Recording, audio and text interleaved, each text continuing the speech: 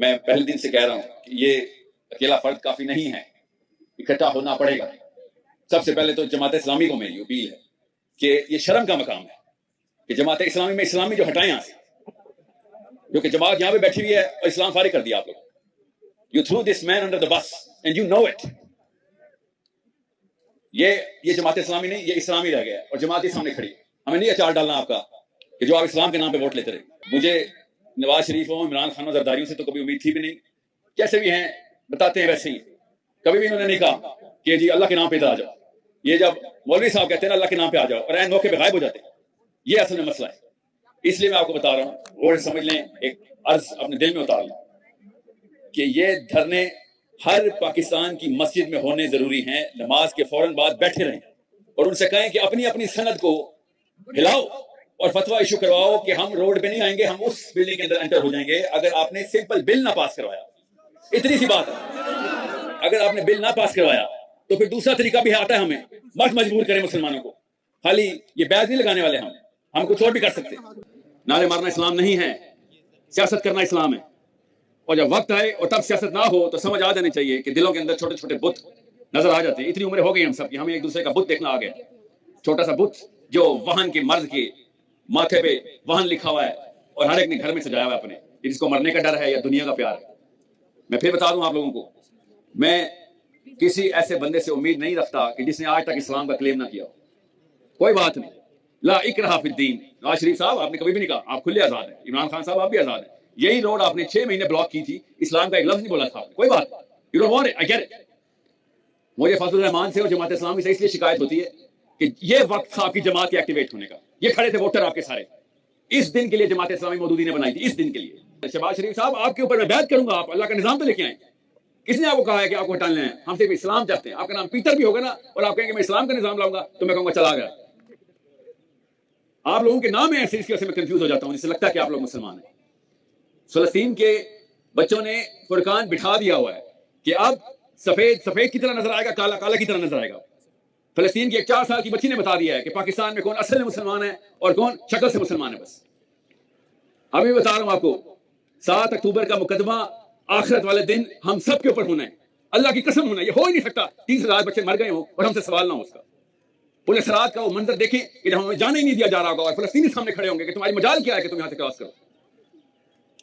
یہ نواز شریفوں کو نہیں کہہ رہا ہوں، میں آپ لوگوں سے کہہ رہا ہوں۔ ان لوگوں کو نہ فکر، وہ بیچ چکے ہیں کب کو جو بیچنا تھا انہوں نے، وہ بڑے سکون میں۔ آپ لوگوں کے دل میں ہر وقت ایک آگ لگی رہتی ہے کہ یہ نہ آخرت میں غارت ہو جاؤں میں۔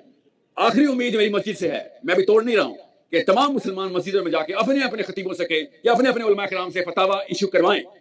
اس کے علاوہ کوئی اور بلڈنگ اتنی لاکھوں کی تعداد میں اس طریقے سے مسلمانوں کو اکٹھا کر نہیں رہی، جمعے کی نماز میں ہم لوگ ہو رہے۔ یہ اکیلا طریقہ ہے کہ پاکستان اپنے پارلیمنٹیرینز کو فورس کرے، عوام کہ فتویٰ آ جائے گا، آپ بل پاس کریں، وی نیڈ ٹو اسٹاپ۔ اور یہ میں آپ کو پھر بتا دوں، یہ میں سیز فائر کے خلاف نہیں ہوں، آپ کو پتا ہوگا اس پر، میں تو اسرائیل کے خلاف ہوں۔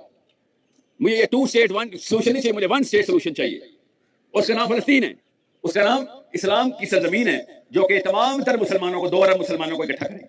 میں بھی آپ سے کہہ رہا ہوں کہ اپنی مسجد کے اندر مہم چلائیں، اپنے خطیب سے کہیں کہ سر آپ کو بہت پیار سے، دلیل سے اور تہذیب سے گزارش کر رہے ہیں کہ آپ کا کام ہے اس وقت ایکٹیویٹی، آپ کا کام ہے لکھت پڑھت جو سند ہر وقت چاٹتے رہتے ہو نا ہمارے آگے آ کے، اب وقت آ گیا اس سند کو چمکانے کا، ورنہ ہر بات کے اوپر فتویٰ آ جاتا ہے۔ اس سے بڑے موقع کیا آئے گا کہ ہم پہ فتویٰ ہے کہ یہاں پہ ہمارا ناکارہ رہنا حرام ہونا چاہیے۔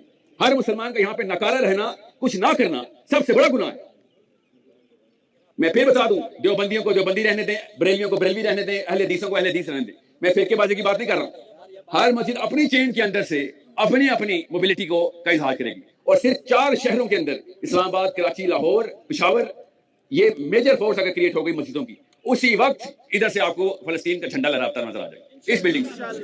کیونکہ یہ ووٹ کے پیچھے آپ کو پتا ہے 70 سال سے یہ اپنا دین آرام سے بیچتے تھے، جو ان کا 2 نمبر دین سا ہے نا، یہ آرام سے بیچ دیں گے، ان کو ووٹ چاہیے۔ اگلے 5 سال کی گارنٹی کسی بھی بندے کو ان میں سے مل گئی، کسی بھی کو، انہوں نے کہا بس ٹھیک ہے۔ ان کو اتنا بڑا اپرچونٹی، یہ شہباز شریف صاحب آپ کو بتا رہا ہوں، اس سے بڑی اپرچونٹی ہے کلین سویپ آپ کے پاس۔ یہ مریم نواز میں ڈونلڈ کھلاتی پھر رہی ہے پاکستانی بچوں کو، سمجھ لیجیے کہ بہت بڑی فلانتھرپسٹ ہے۔ فری پاکستان کے نعرے لگائے نا، وہ آزاد ہے، اللہ کی قسم وہ آزاد ہے۔ آپ کو کس نے کہا کہ فلسطین جو ہے وہ آزاد نہیں ہے؟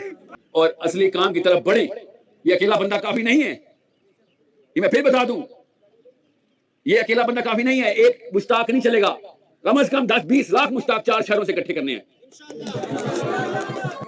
اور اگر آپ نے میں نے نہ رکھیے تو یہی بندہ آخر میں کھڑا ہوگا، میں آپ کو بھی بتا دوں، اس وقت نہیں کوئی کسی پہ رحم کرے گا، اس وقت ہم دیکھیں گے یہ بھائی صاحب کر گئے اور ہم تو سر آپ ہی کے سپورٹر تھے، آپ ہی کے سپورٹر تھے، فرشتہ کہے گا خالی نعرے مارنے کے لیے تمہیں دنیا میں بھیجا تھا، ہم نے کام نہیں کرنا تھا، اپنے خاندان کو لے کے روڈ پہ کھڑا ہوا وہ نہ سمجھ لیں اس بات کو، چھوٹا معاملہ نہیں ہے۔ مجھے پاکستان کی فوج اسرائیل کے اندر چاہیے انشاءاللہ، نیتن یاہو کو سیز فائر کے لیے نہیں، ون اسٹیٹ سولوشن کے لیے، ون اسٹیٹ، ایک مسلمان فوج شروع کرے گی، دیکھیے گا ہر مسلمان فوج پہنچے گی انشاءاللہ۔